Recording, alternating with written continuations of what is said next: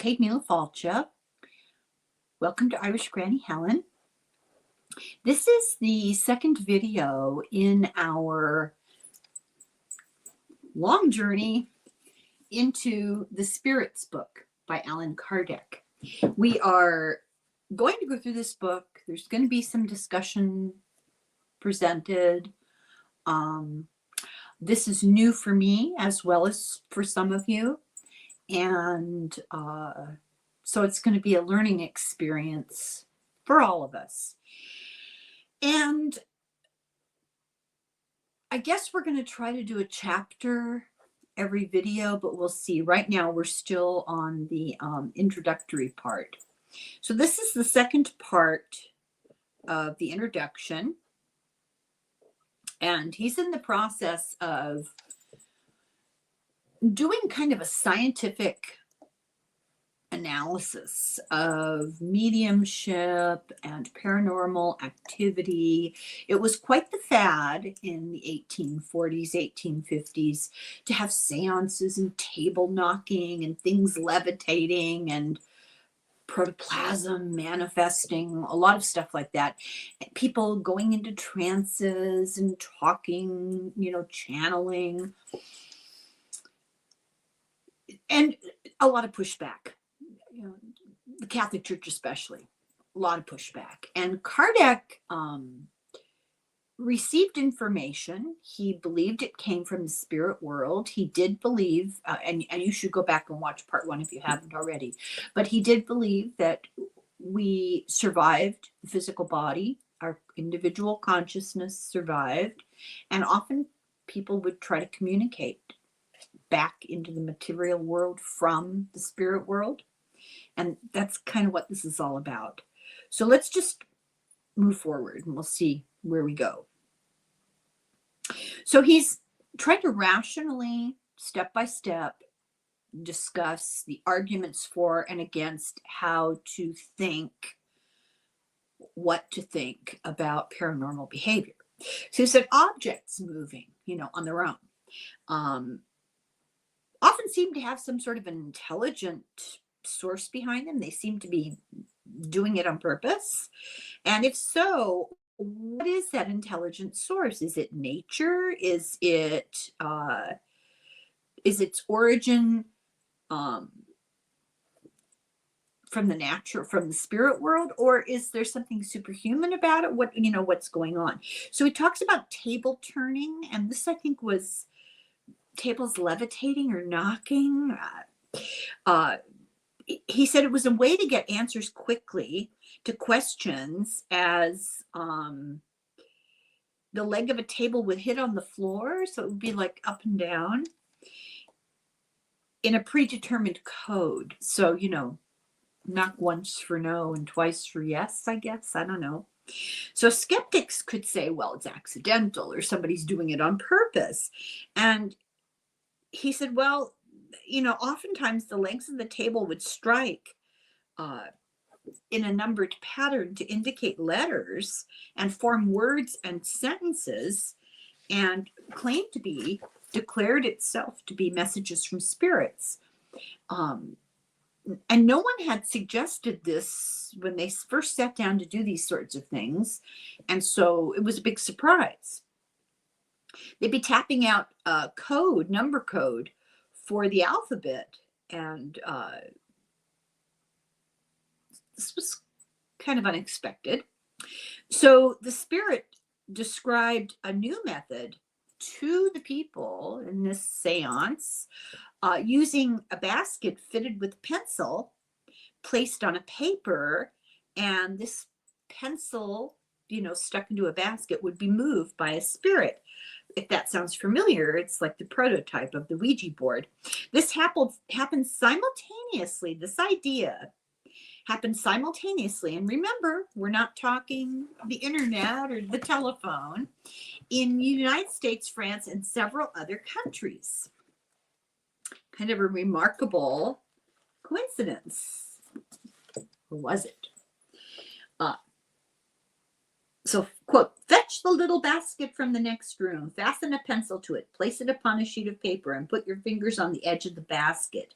When this was done, the basket began to move a few moments afterwards, and the pencil wrote this quite legible sentence, quote, I expressly forbid your repeating to anyone what I have just told you. The next time I write, I shall do it better. Okay. This was in Paris in 1853. Eventually, someone came up with what they called a planchette, a small board. It's a Ouija board, right? Special people called intermediaries put their fingers on the planchette. And so that's how they came to the word medium. Their ability can be developed by use. I'll tell you that I had an experience with a Ouija board with my husband at a friend's house one night. And yeah, it was pretty dramatic. Maybe I'll tell the story on my members. Oh, temptation. So some mediums just held the pencil and wrote like automatic writing, and some just had ideas come out of their mouths. They just spoke it. He says this is a special gift, that it's the nature of the medium, and it seemed impossible to fake spelling out words with three people all doing it at the same time at a table. And he said he really noticed, for example, arguments in favor of, thinking this is legitimate, is that the style of the message changed with whatever spirit was supposed to be speaking.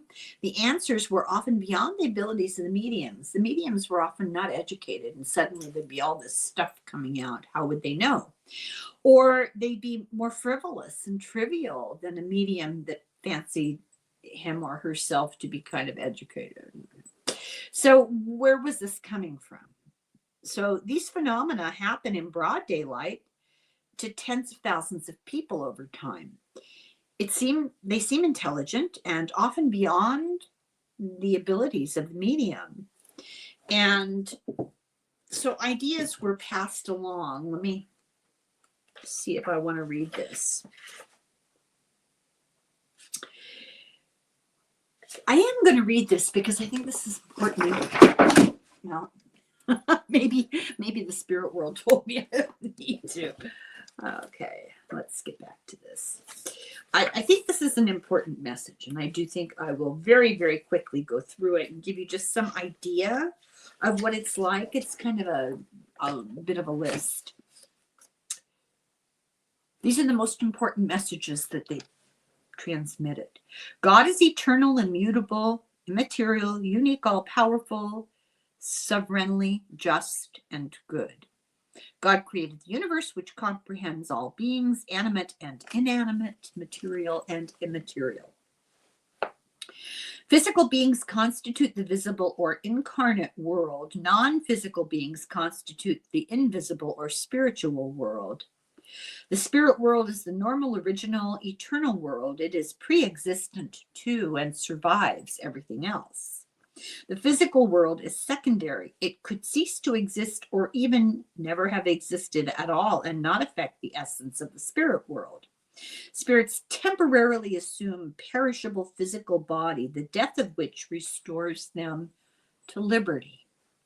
Among the different kinds of physical beings on earth, God has chosen the human species for the incarnation of spirits who have arrived at a certain degree of development.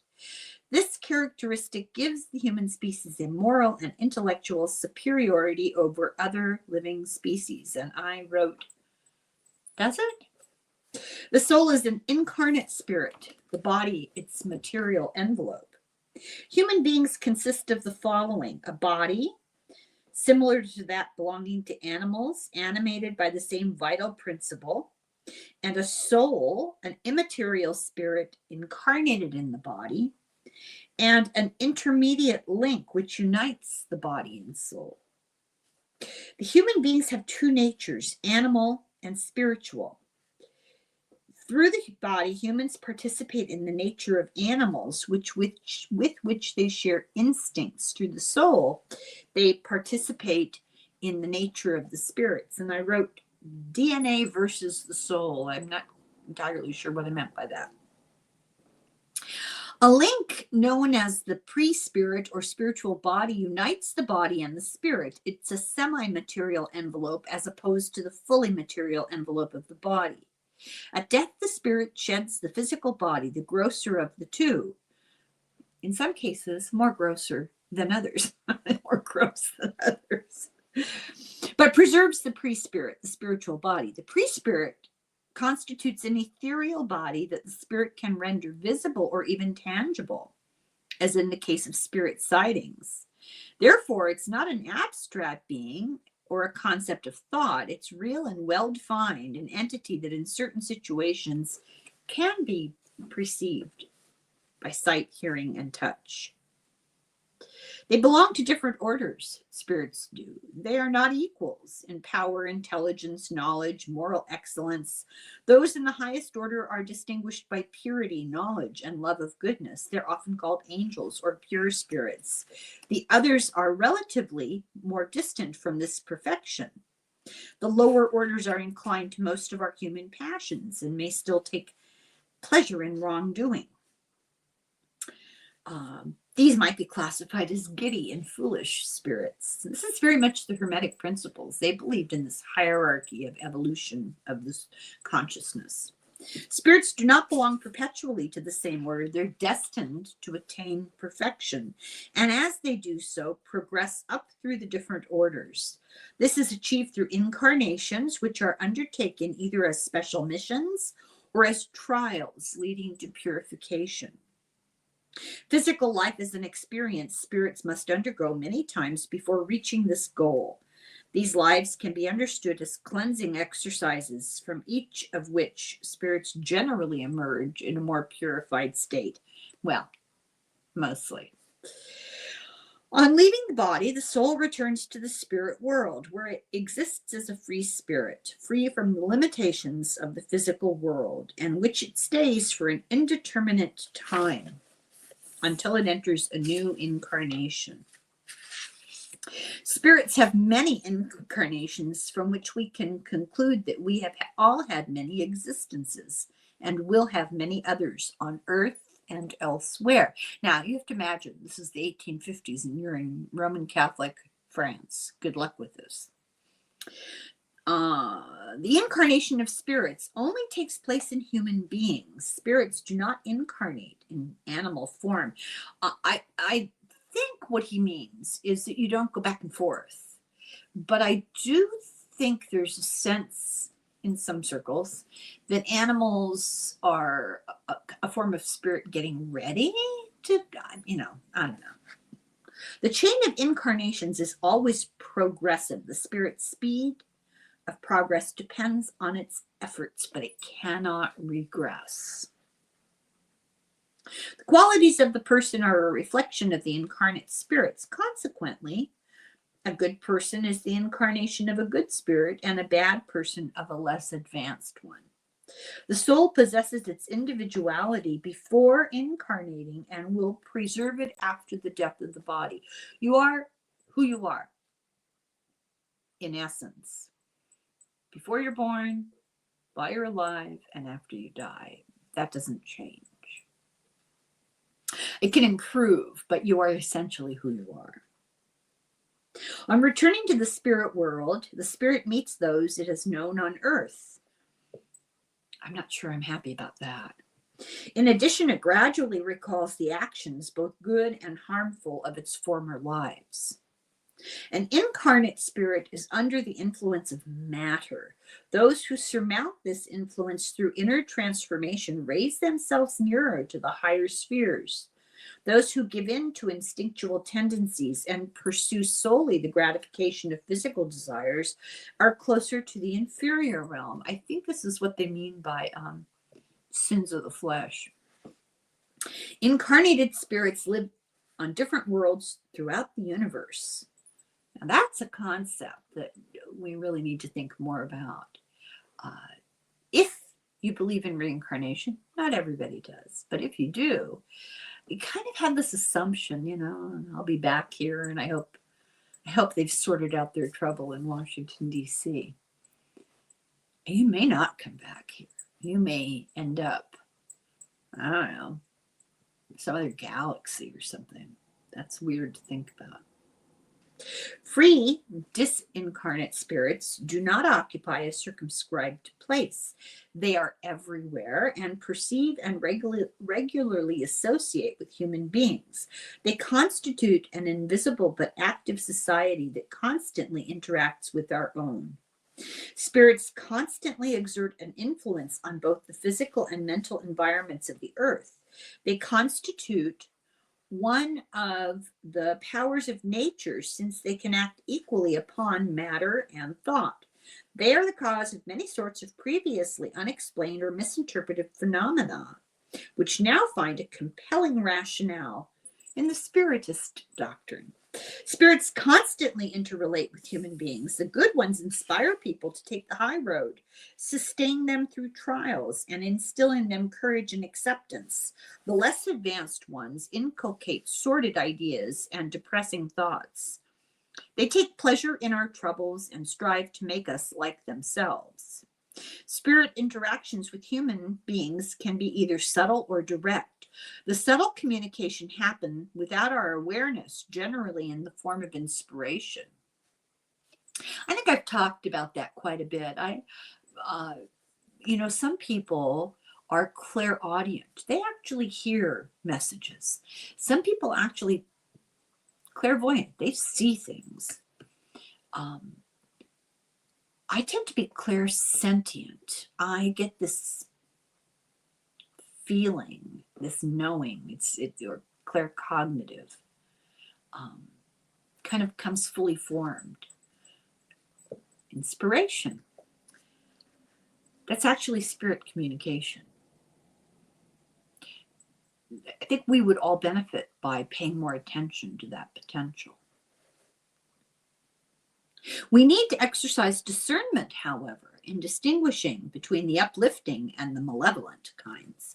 Direct exchanges occur through writing, speech, and other physical manifestations, like podcasts, usually with the intervention of a medium who acts as a link between the two worlds.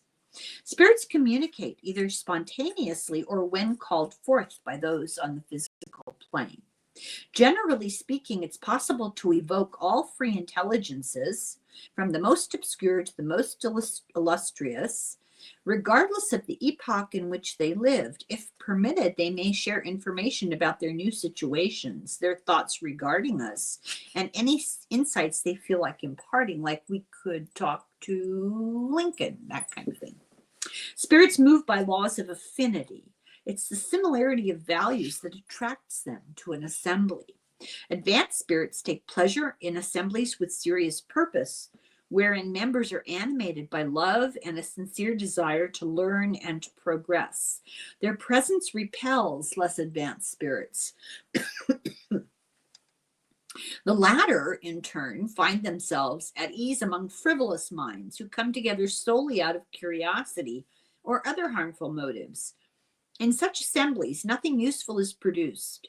The spirit's suggestions are trifling, ill-natured, and deceptive. To make matters worse, they often borrow venerated names to impose their ideas more effectively. I think they might mean like gatherings, like, Love Island, something like that. It's easy to distinguish between advanced and less advanced spirits. The language of higher spirits is dignified, high-minded, and free from the trace of human passion. They breathe wisdom. Their aim is the advancement of humanity. Remarks by less advanced spirits make use of commonplace, sometimes coarse language, and contain substantial inconsistencies. Sometimes they make true and worthwhile statements, but they're usually ethically flawed and full of false arguments. They play upon the naivete of their audience by feeding false hopes and swelling their listener's ego. Obviously, enlightening communication can only be obtained in assemblies of serious character where participants are united in thought and desire by the pursuit of love and truth. These higher spirits' ethics can be summed up in the words of Christ: do to others what you would have them do to you. In brief, do good to all and wrong no one. This principle of action furnishes humanity with a rule of conduct that has universal application from the most trivial to the most critical matters. Enlightened intelligences teach that self-centeredness, pride, and exaggerated sensuality keep human beings engrossed in their animal natures. Accordingly, the person who detaches himself or herself from worldly things and who practices love thy neighbor grows more spiritual. This is a big lesson of Christianity mixed together with a big lesson of Eastern thought, a detachment from the material world, from the ego, and that need to be here now, to not constantly be striving. The spirits advise that we always serve others as our means allow us, and that the strong and powerful owe assistance and protection to the weak. And this is also a Stoic belief that this is your obligation. When you get right down to it and you're trying to figure out what's right and what's wrong, that's it in the core. Love one another, treat other people the way you want to be treated, and advocate that they be treated the way you would want to be treated. They caution that the person who misuses power to oppress fellow beings violates the laws of God. I'd love to send that message. They also teach that in the spirit world, nothing can be hidden, that the hypocrite is unmasked and all wrongdoing revealed, that the unavoidable presence of those we have wronged on earth is one of the trials we must face in the spirit world. I think he means the chickens come home to roost eventually. And that the moral state of spirits, depending on how advanced or unadvanced they are, gives rise in that world to enjoyments or suffering and regrets. Further, they teach that there are no unpardonable faults, and that there is no misdeed that cannot be redressed. People find the means of redemption and progress through reincarnation. Their desire and effort sets the pace of their advancement toward the ultimate aim of all, perfection. This is the essence of the Spiritist doctrine as contained in the teachings of spirits of high orders. Let us now consider the objections to this doctrine. So let's see here how much. I don't want to make this too long because this is a lot to digest. Okay, so this is part 7 of the explanatory notes. Academics and scientists deal in facts. That's their sole reality. And the academic world, and he's talking about his time. I have the sense from the books that we've covered that there is certainly at least a subset of academics and scientists who no longer fit this description. Their worldview has expanded. But in his time, they opposed Spiritist doctrine, and many believed that it's false. And during his time, many other people took their cues from academics, scientists, and believed that it was all false. Then there's something about metempsychosis, which is reincarnating into an animal. And he says he'll discuss it later, but I wrote it down and I don't know why I bothered because we're not going to talk about it right now. But he says without facts, you have to suspend judgment is the belief. And this opinion of scientists and academics outside their field can, and he's talking about his time period, can only be speculative and not better than anybody else's. I mean, they certainly have facts and they certainly make decisions based on facts, but that doesn't mean that there's a little bit of an arrogance sometimes in academia and experts. It's not that we should challenge facts, but they need to be careful about being kind of arrogant about it. Because in fact, in the possession of fact, there can be tunnel vision and it can inhibit a broader perspective. Their opinions are limited and they may not bear weight. I guess what he's saying is all experts need to question their context, their larger worldview, and all of us need to beware of falling into the trap of being credulous. Science, he says, is based on matter, and it can be manipulated. So now I'm not questioning scientific fact, YouTube. I'm merely repeating from this book from the 1850s his thoughts on this. Spiritist doctrine occurs through the action of the intelligence with the will of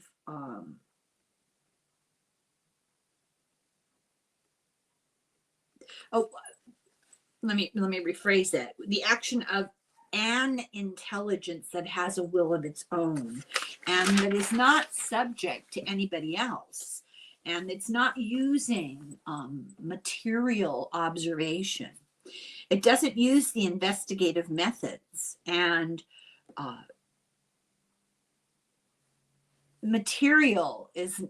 matter is not analogous to all of existence.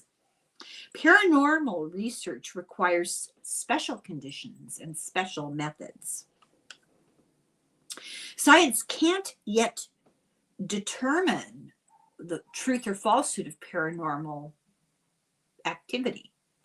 They're getting closer. Technology has helped enormously, but there's still that doubt and that lack of understanding. It's difficult to get physical scientists to produce definitive rulings on the existence of the soul, for example.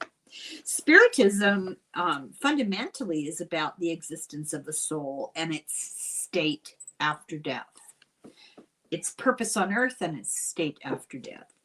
And this is a funny sentence. Eventually, don't worry, science will catch up.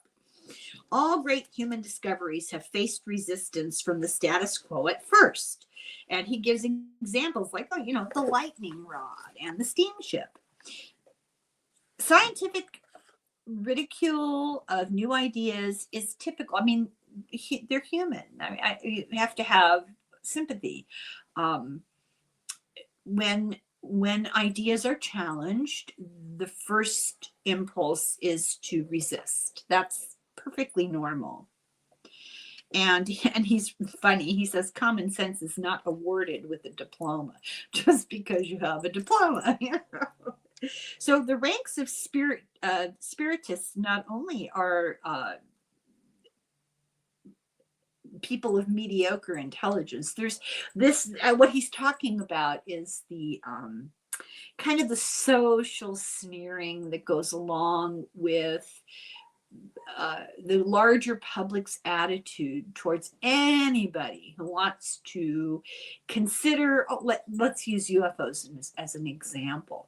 Even though it's getting more traction these days and people are paying a little more attention, I guarantee you 100% of the time, if you are at a party or you're at a gathering and you talk about UFOs, people start rolling their eyes and at least one person will mention a tinfoil hat. I promise.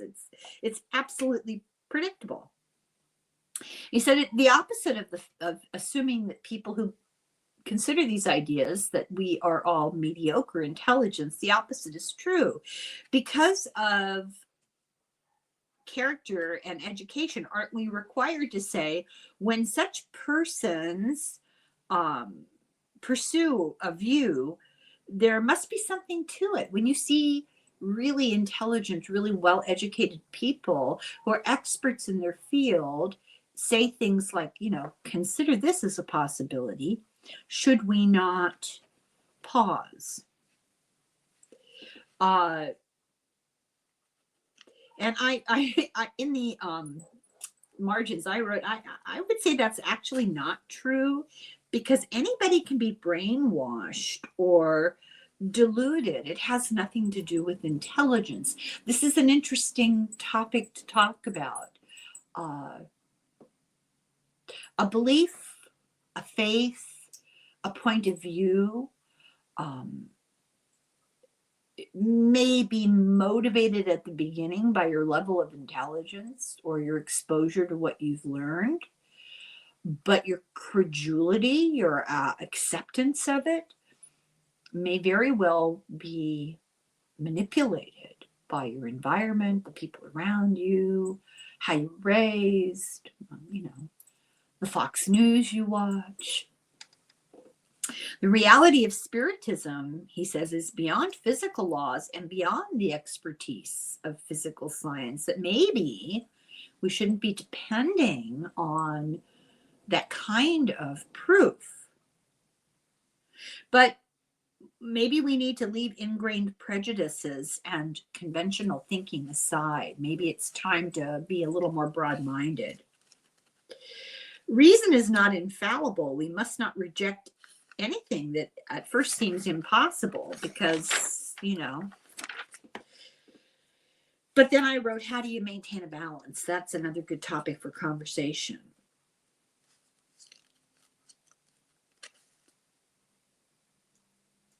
So rejecting ideas on face value can actually be the result of pride. But don't the person who wants to challenge these ideas, exploring the ideas of spiritism, the person who wants to reject them on face value needs to stop a second and think, you cannot claim infallibility because you are not equal to God, which is a loaded thing to say to some people. So you need to suspend judgment in order to really think about these things and discuss them. Suspend judgment and embrace the notion that humanity has not reached the pinnacle of understanding. To study any philosophy, you have to be free of prejudice. You have to be persevering, and you have to be committed to the truth. And many are tempted to ridicule, but if one feels that this area is unworthy of attention, then he should abstain from dealing with it. You're just not ready to start discussing these sorts of ideas. That doesn't make you any worse or better. It doesn't make anybody any better or worse for doing it. It's just an individual thing. We need to respect the beliefs and preferences of those who think other than what we might believe.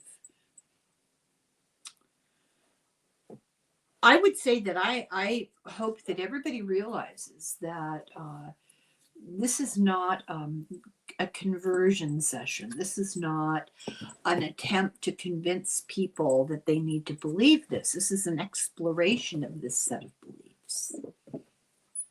Take it with a block of salt. Take it or leave it. But if you're able to generate the interest to listen, there's some interesting things to explore here. Serious inquiry must start with the basics for the highest concepts to make sense. And you have to choose your teachers wisely. Spirits are repelled by frivolity and idle curiosity. Oh dear. This opens the path to mischievous spirits who are looking for entertainment, and therefore some serious questions get questionable responses. So we must approach this study with seriousness and diligence. I don't think that means we have to be dour. I think, we can have fun while we do this because we're, I think, serious students. Serious meaning sincere, not serious meaning glum. We must approach the study with seriousness and diligence. A teacher will stop concerning herself, because I guess women were teachers, with idle members of class, the same as with spirits. They are enlightened beings and they're not going to waste their time if you're just goofing off. So he argues that even on rare occasions when a medium tries to fool people, by controlling the board they're using, the words, usually the content of the message will be beyond the sophistication and the scope of the medium's knowledge and ideas. So mediums often don't really have, they probably never have control over what comes out. He cites the global experiences of swift messages of enormous length and complexity, and poetry of refinement and style that comes from illiterate mediums. So once again, remember that this is a period of time without long distance instant contact and communication, and yet mediums in different places in the world come out with exactly the same stuff. Some say you're being fooled by charlatans, he says. This is one of the arguments. And he agrees that most of these demonstrations and sessions should be free and should not be for profit. And that helps to eliminate the financial problem. It defies reason that the same concepts all spring up globally with the same conspiracy to deceive. I mean, how do they time that, is what he's saying. Even children are mediums and produce complex messages. And it would require erudition and adaptability with illusion for anybody to do that. And usually it's at odds with the age, education, and social position of the medium. So then he says that a character of the witnesses is of value in determining the strength of the evidence. And I wrote, is it? I'm not sure I agree with that. Adherents are not uneducated and undiscerning. Critics don't have a monopoly on discernment and common sense. So the honorable and highly accomplished individuals, after extensive inquiry, they defend these new ideas and therefore should be considered at least a possibility, these ideas. So he's making the argument that high-minded ideas come from the spirit world if the high-minded humans are there to receive them. If you're there for the wrong reasons, it's like being on The Bachelor, you know, if you're not there for the right reasons, you're not going to work out in that competition. Same thing, you know, in the spirit world. If you're there to learn and you're open and you're open-minded, you're not just looking for ridiculous stuff, then it's more highly likely that you're going to get reliable information. I am going to stop here. I've already spent longer than I anticipated. So I hope that you're interested in this, and let me know, you know, if you just think this is really boring. I think it's interesting, and as we progress, things get really good. And then I'm going to bring a friend to work with me, and that's going to be fun too. So thank you very much for watching. I really very much appreciate it. Thank you to everybody who's become a member. Please at least subscribe. All you have to do is hit the button. It's free. And hit the little thumbs up, and we can get this information about spiritism out there. It's interesting stuff. It'll fall on the right ears. So thank you very much. Slán go fóill, slán.